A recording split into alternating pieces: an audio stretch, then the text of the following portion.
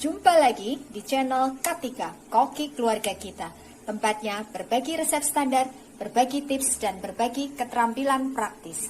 Sekarang memasak jadi lebih mudah karena sudah ada lebih dari 280 resep standar di channel ini. Mau bikin apa hari ini? Tinggal cari resepnya, lalu ikuti langkah-langkahnya.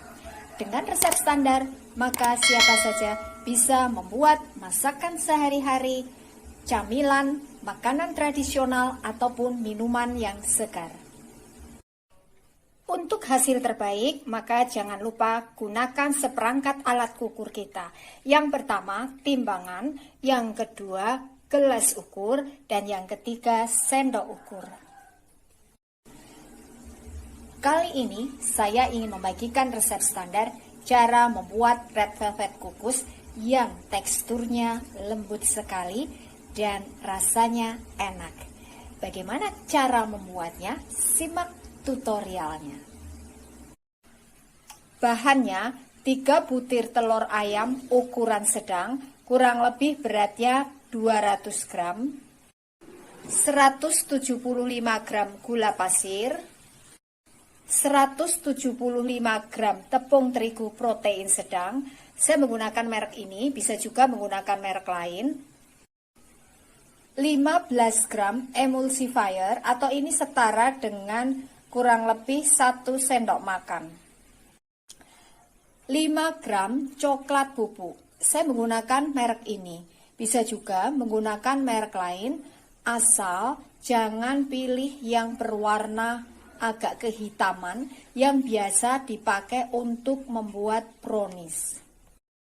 1/4 sendok teh garam halus. Ini saya menggunakan garam halus biasa. Kalau misalkan kita menggunakan garam halus yang kering seperti merek Revina, maka kurangi ukurannya supaya tidak asin. Gunakan sendok ukur seperti ini dan ukurannya peres. 1 sendok teh soda kue. Saya menggunakan merek ini ya, bisa juga menggunakan merek lain. 100 ml susu cair, 100 ml minyak goreng, setengah sendok makan red velvet pasta. Saya pakai merek ini ya, bisa juga menggunakan merek lain. Kemudian untuk mencetaknya kita membutuhkan loyang persegi ukuran 22 x 22 cm ya. Ini dasarnya kita olesi dengan sedikit margarin, lalu kita alasi dengan selembar plastik tahan panas ya.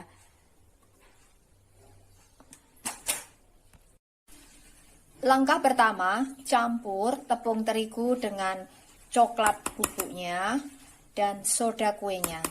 Lalu ini kita aduk sampai tercampur rata.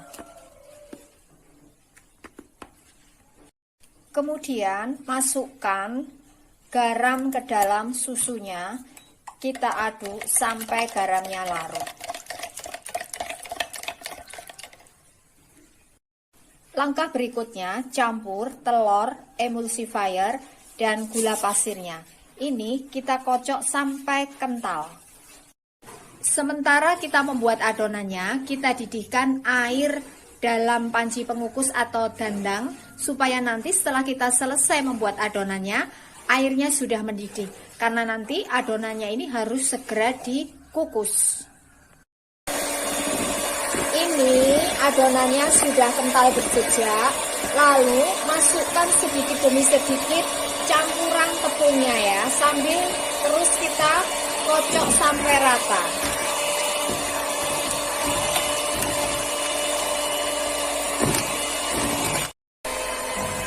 Setelah tercampur rata, masukkan sedikit demi sedikit susunya.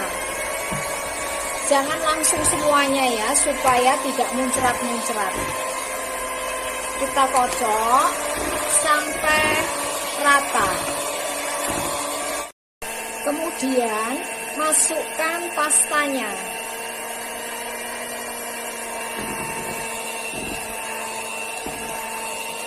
Kocok sampai tercampur rata.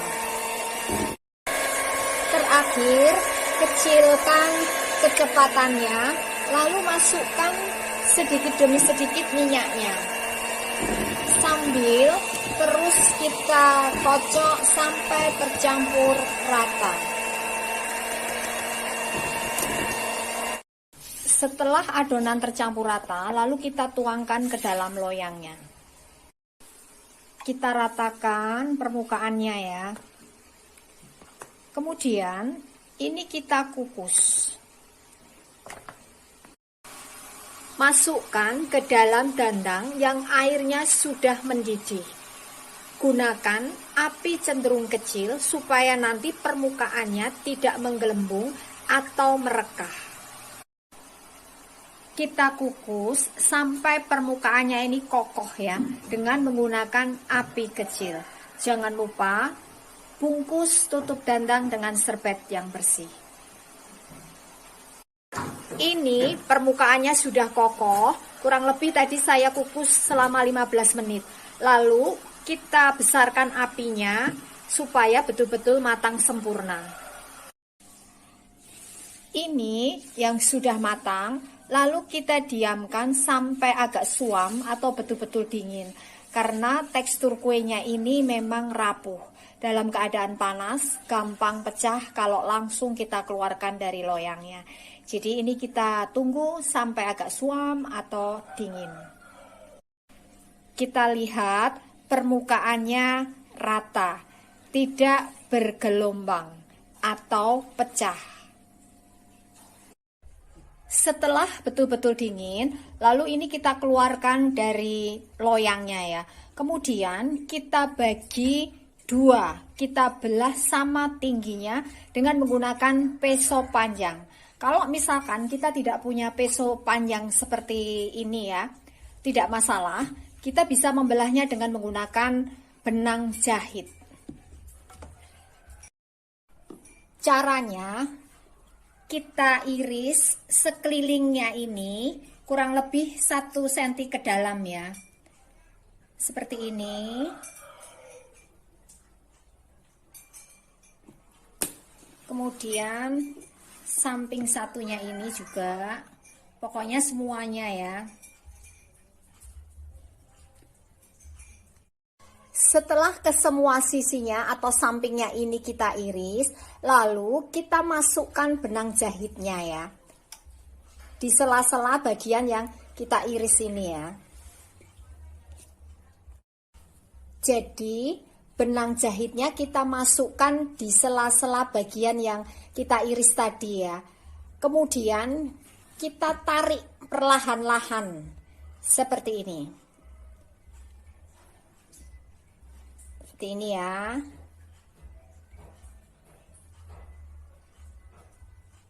Nah, ini sudah terpotong. Bahan berikutnya, bahan untuk buttercreamnya. 75 gram gula pasir, 45 ml air, atau ini setara dengan 3 sendok makan. 100 gram mentega putih, 50 gram margarin, dan 1 sendok teh perisa keju. Saya menggunakan merek ini, bisa juga menggunakan merek lain. Langkah pertama, kita buat simple sirupnya. Caranya, campur gula pasir dengan airnya, lalu ini kita rebus dengan menggunakan api cenderung kecil sambil kita aduk-aduk sampai gulanya larut. Ini sudah mendidih. Pastikan gula pasirnya ini larut semuanya ya. Kemudian kita dinginkan. Setelah simple sirupnya ini betul-betul dingin, maka campur dengan mentega putihnya. Lalu ini kita kocok sampai tercampur rata, sampai lembut. Setelah tercampur rata, lalu masukkan margarinnya ya. Kembali kita mixer sampai betul-betul lembut. Kita kocok sampai mengembang ya. Sampai putih, lembut, dan mengembang. Lalu masukkan perisanya kita kocok kembali sampai tercampur rata. Nah, ini hasilnya ya, buttercream yang sudah jadi. Ini lembut sekali teksturnya dan harum baunya. Kemudian kita olesi permukaannya dengan buttercream. Karena teksturnya ini gampang beremah, maka supaya nanti buttercreamnya tetap bersih, tidak ketempelan remahannya, kita masukkan dulu ke dalam contong seperti ini ya. Baru kemudian ini nanti kita semprotkan di atas permukaan, lalu kita ratakan dengan spatula. Kalau langsung bisa menempel nanti remahannya ke dalam buttercreamnya. Lalu kita ratakan dengan spatula seperti ini. Kalau kita nggak punya spatula, kita bisa menggunakan solet ya. Seperti ini ya, sampai rata.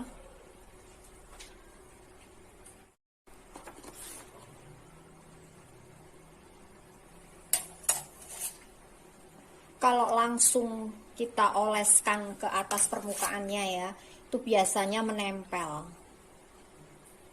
Ini tipis aja ya.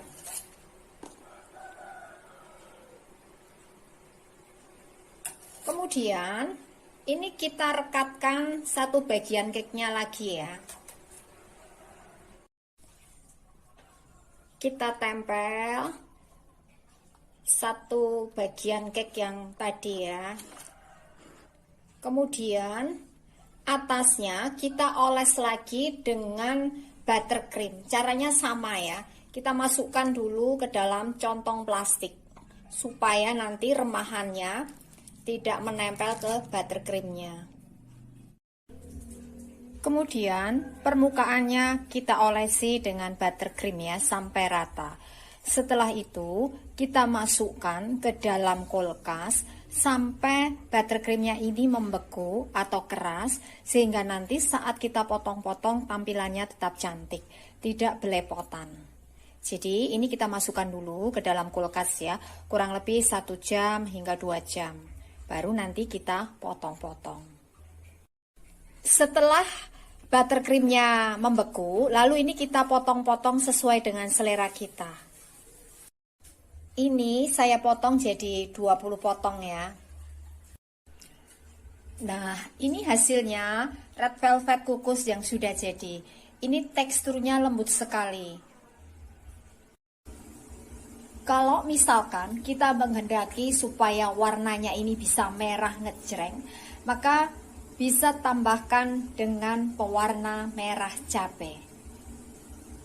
Ini tadi sama sekali tanpa menggunakan pewarna. Ini cuma saya hias dengan sepotong cherry ya. Jadi ini bisa kita topping dengan keju, coklat, pokoknya sesuai dengan selera kita masing-masing.